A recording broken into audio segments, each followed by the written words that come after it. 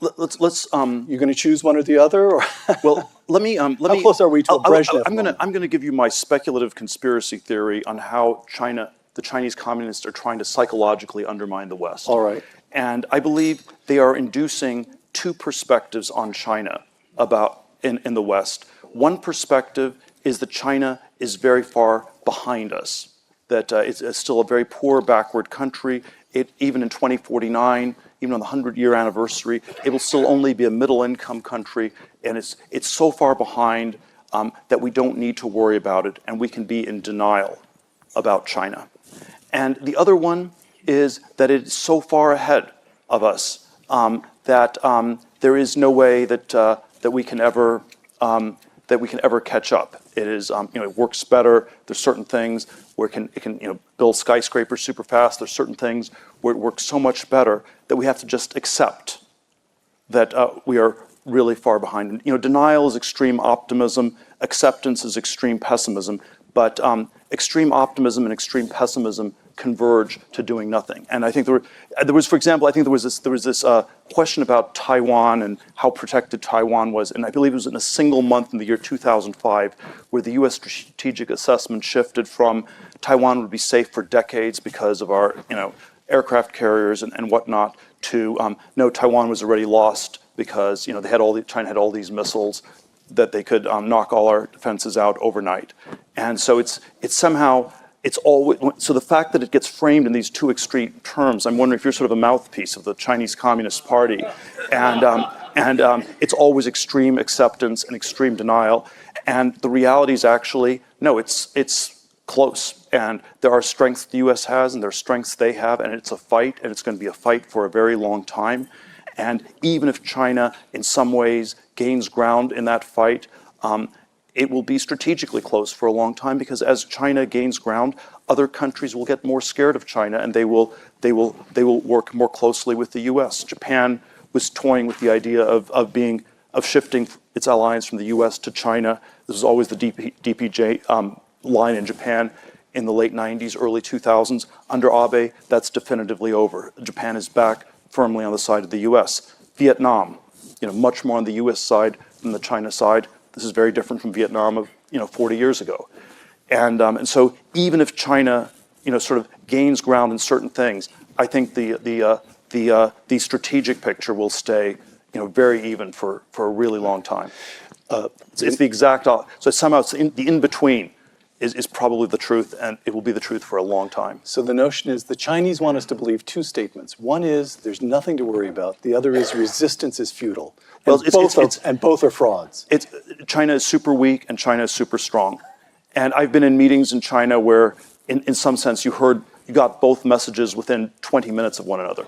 And it's like logically inconsistent, but psychologically. Draw up the assets and liabilities for the West and for the Chinese Communist Party. How would you evaluate the relative positions across various technology spaces? Wow, it's a pretty broad question. I think.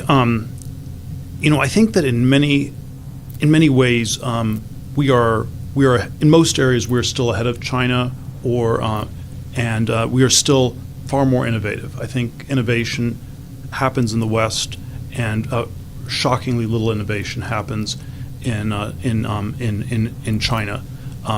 But they have been very good at copying things, stealing things, and to some extent. If China is able to just catch up, there is a way in which it will become a more powerful country. China has 4 times the population of the U.S., and so if you converge and China gets to parity on productivity, on technology, you'll have 4 times the GDP and maybe 4 times the military, and it will be the dominant power. So parity means the West is losing, means the U.S. is losing at parity. Of the technology, if you took AI or machine learning or blockchain, how much of that did they create? How much of that have they stolen from the West? Do you have a sense for those? Well, I think again, those aren't the only two possibilities. I think I don't think they created very much. I think a lot of it was just handed over from the West, so it was not even stolen. I criticized Google a few years ago for refusing to work on its AI technology on Project Maven with the U.S. military, but working with Chinese universities and Chinese researchers, and since everything in China is sort of a civilian military fusion, Google was effectively working with the Chinese military, not with the American military. And there's sort of this question: why was Google doing this? And one of the things that I sort of was told by some of the insiders at Google was they figured, they might as well give the technology out to communist. But in the 70s and 80s, anti-communism meant anti-Soviet, and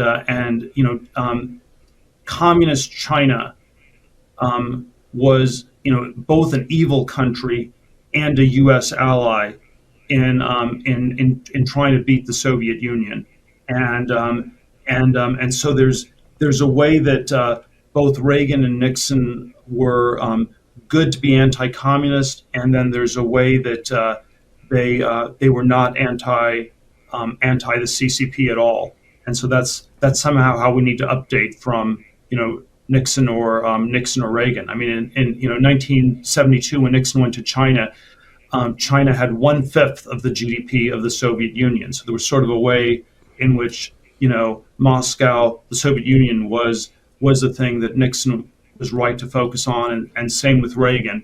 And today, China has 5-6 times the GDP of Russia. So Putin's a bad guy, but Xi is a far bigger threat.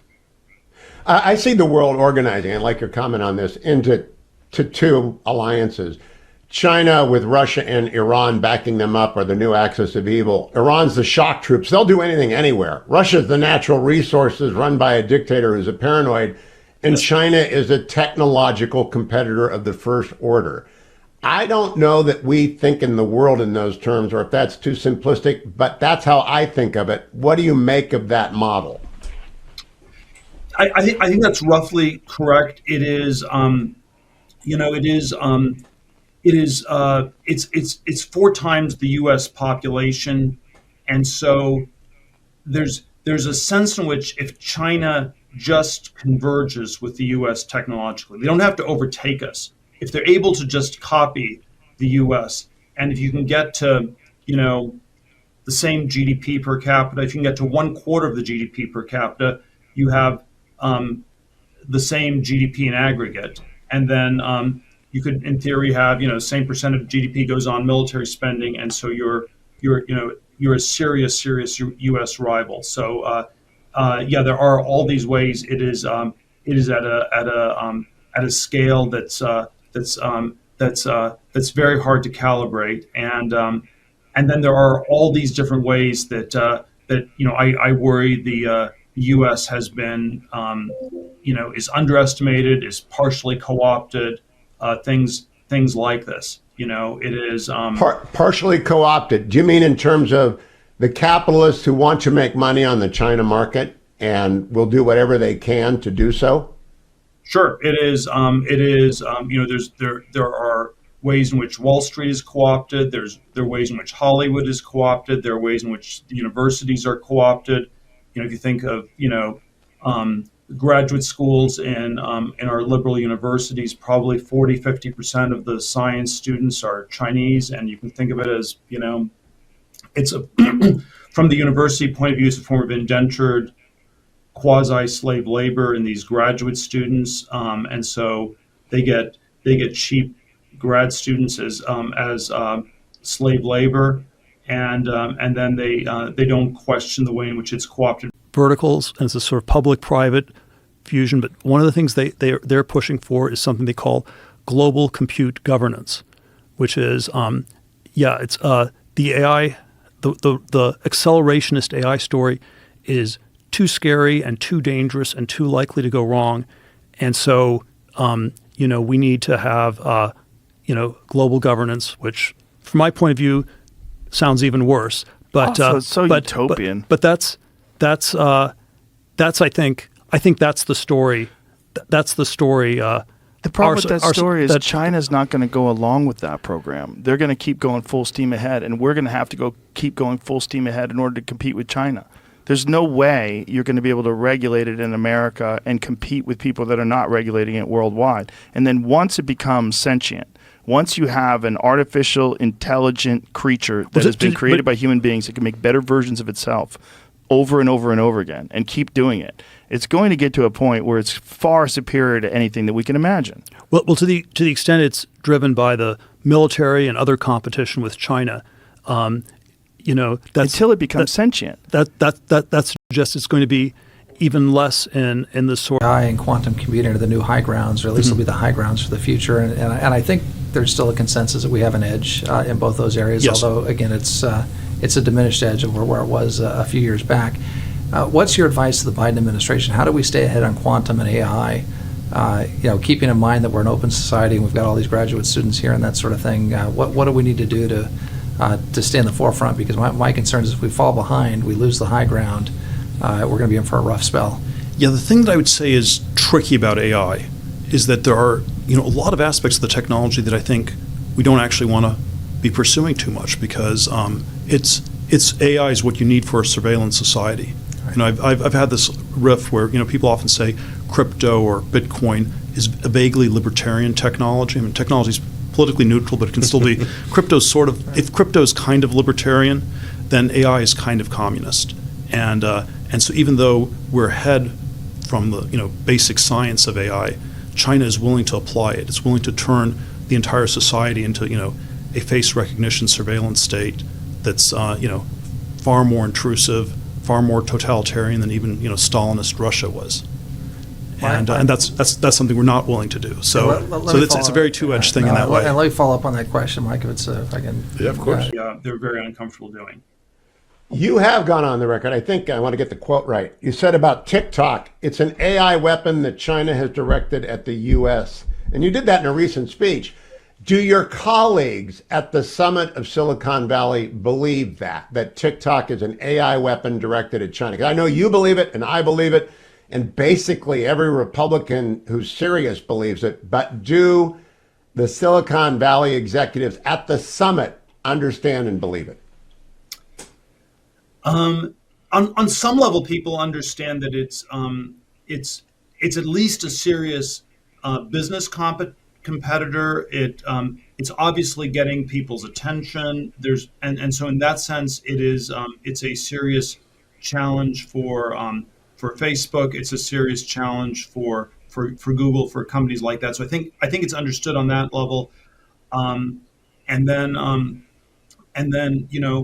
you? I don't know. It's not quite political correctness, but are you even able to talk about it as this weapon that's that's deranging us? That's quite a bit harder. One of the kinds of critiques that's been made of Facebook is that it has this deranging effect, that it somehow and I think this is actually more of a left-wing critique of Facebook, but it sort of polarizes content. It somehow exaggerates the conservative content and deranges it, and I don't think that's true of Facebook. I'm more sympathetic to the conservative critique that it's actually shutting down content and sort of standardizing it, and that's sort of the opposite of polarization.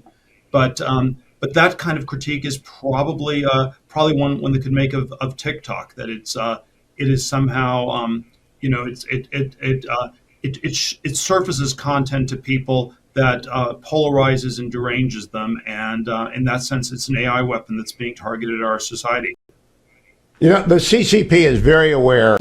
I think we're sort of sleepwalking into Armageddon with the Ukraine and the conflict in Gaza are just sort of the warm-ups to the China-Taiwan war, and so if Trump can find a way to head that off, that would be incredible. If they don't go to war in 4 years, that will be better than I would expect, possibly. In relation to Taiwan, if Trump called you and asked, should we defend it or not in this acute case, would you advise to let Taiwan be taken by China in order to avoid a nuclear holocaust and World War III?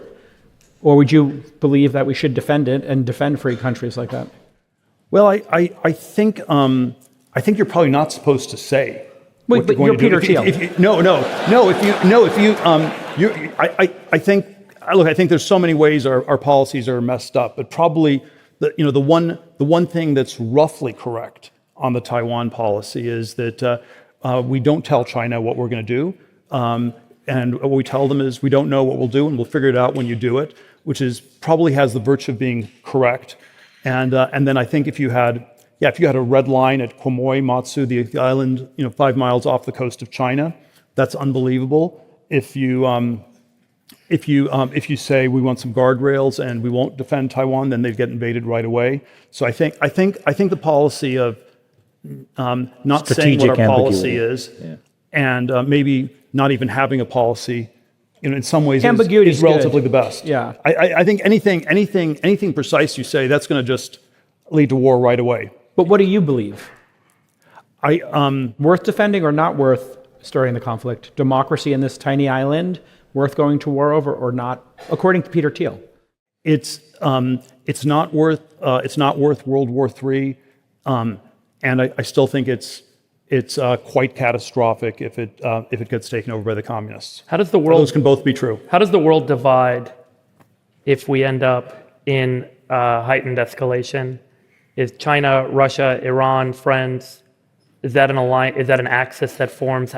Think out the next decade in kind of your base case, and I don't know what happens. Estimate how the world divides. I don't know what happens militarily if there's a China-Taiwan invasion. I mean, maybe we roll over. Maybe it escalates, all the way to nuclear war. Probably it's some very messy in between thing, sort of like what you have in the Ukraine. What I think happens economically is very straightforward. I think basically, you have with Russia and Germany, you had one Nord Stream pipeline, and we have the equivalent of 100 pipelines between the U.S. and China, and they all blow up. I met the TikTok CEO about a year ago, and maybe I wouldn't have said this now, but what I told him and what I felt was very honest advice was, you don't need to worry about the U.S. We're never going to do anything about TikTok. We're too incompetent. But if I were in your place, I would still get the business out of China. I would get the computers out, the people out. I'd completely decouple it from ByteDance, because TikTok will be banned 24 hours after the Taiwan invasion. And if you think there's a 50-50 chance this happens, and that will destroy, 100% of the value of the TikTok franchise. What was his reaction? North 4 in the 80s. Well, I hope they do. I think a lot of people need to be punished not to do it again. Otherwise, it's going to get turned back on. I want to ask you, we've been talking about China on and off for over 20 years and their imbalances. I think this week, the president declared trade war on them effectively with 125% tariffs as of now. It'll probably change in the next few days because these things keep changing. So, but it's like what do you think of the trade and tariff policy? What's going to happen? Bond yields sold off more than I expected. Yields went higher than I expected so far. Like what's going on? Well, I'm hesitant to comment since obviously it's a very, very fluid situation, but something like the sort of reset they're talking about now seems where we're going, where you need a very drastic reset with China. In theory, you need a reset with other people, but what we really need to get them to do is also reset things with China. I think the rough numbers are that about a quarter of the U.S. trade deficit is bilaterally with China, but another quarter is indirectly with China. So China is sort of half the problem, and so it's selling components that then get reassembled elsewhere, and then China is the geopolitical rival. So there's a way in which if people in Mercedes in Germany are selling cars to the U.S., we might want to have those pretty well-paying jobs in the U.S. and not in Germany. And there are all kinds of sort of mercantilist policies that at the margins Germany engages in. But, it's probably not going to repurpose the Mercedes factory to build tanks to invade the U.S. or something like this. Yeah. Whereas this, this sort of dual use problem is the problem with China. And so there's sort of there are ways the economic relationship with China is fairly efficient. If people working for $1.50 an hour in a Foxconn factory, we don't really want to get those jobs in Wisconsin. But it is this geopolitical rivalry where that's in the background, where that you have to somehow factor in that the economists never are able to factor in properly with China. And so I think, I don't know. I'm not sure I would call this the optimistic plan, but the reset in trade that seems desirable to me would be that we radically change the relationship with China, and we sort of induce a lot of other countries to radically change their relationship with China, and that's how we, and maybe that's how we build a stronger Western alliance of the free world. There's going to be some interesting negotiation. And secondly, and I think this was implied earlier, is there a way to innovate around it? You were talking about 5G, does Starlink kind of make that obsolete? These are difficult questions, but maybe tackle those too. Thank you. Your voice got turned off here. Well, I think I got the first parts of that question. I do think that seeing China in an adversarial way would be a helpful start, and Silicon Valley has not been that good on this. Although it's it's in some ways it's structurally better than Wall Street or Hollywood or the universities, because Silicon Valley, for the most part, has been frozen out of China, and so it's not. It doesn't naturally believe that it can get that much out of it. If you look at the big five tech companies, Google, Facebook, Amazon, Microsoft, virtually very, very little presence in China, and so they aren't naturally a pro-China constituency. Apple is probably the one that's structurally a real problem, because the whole iPhone supply chain gets made from China, and Apple is the one that has real synergies with China. But then there is something about the woke politics inside these companies, the way they think of themselves is not really American companies, and it's somehow very, very difficult for them to have a sharp anti-China edge of any sort whatsoever. At Facebook, I'll give an example. There were, you had with the Hong Kong protests a year ago, the employees from Hong Kong were all in favor of the protests and free speech, but there were more employees at Facebook who were born in China than who were born in Hong Kong, and the Chinese nationals actually said that it was just Western arrogance, and you shouldn't be taking the Hong Kong side, and things like that. And then the rest of the employees at Facebook, sort of stayed out of it. But the internal debate felt like people were actually more anti-Hong Kong than pro-Hong Kong. Peter, let me follow up on that. And that's kind of, you have no reason to do that. No reason to listen. I sort of generally don't think we should trust China or the CCP, but the probably the best counter argument they would have is that they are interested in maintaining control, and they are crazy fanatical about that, and that's why the CCP might actually regulate it, and they're going to put brakes on this in a way that we might not in Silicon Valley, and it's a technology they understand that will undermine their power. That's an interesting perspective, and then they would be anti. I don't know if I don't fully believe them, but right. I know what you're saying. It's sort of there's sort of a weird way. All the big tech companies, it seemed to me, were natural ways for the CCP to extend its power to control the population. Tencent, Alibaba, and then because it was but then it's also, in theory, the tech can be used as an alternate channel for people to organize or things like this. And even though it's 80% control and maybe 20% risk of loss of control, maybe that 20% was too high. And there's sort of a strange way over the last 7-8 years where Jack Ma, Alibaba, all these people sort of got shoved aside for these party functionaries that are effectively running these companies. And so there is something about the big tech story in China where the people running these companies were seen as national champions a decade ago. Now they're the enemies of the people. And it's sort of the Luddite thing was this, the CCP has full control. You have this new technology that would give you even more control, but there's a chance you lose it. How do you think about that? Very good point. And so I don't know. It's obviously somewhat of a black box. We don't exactly.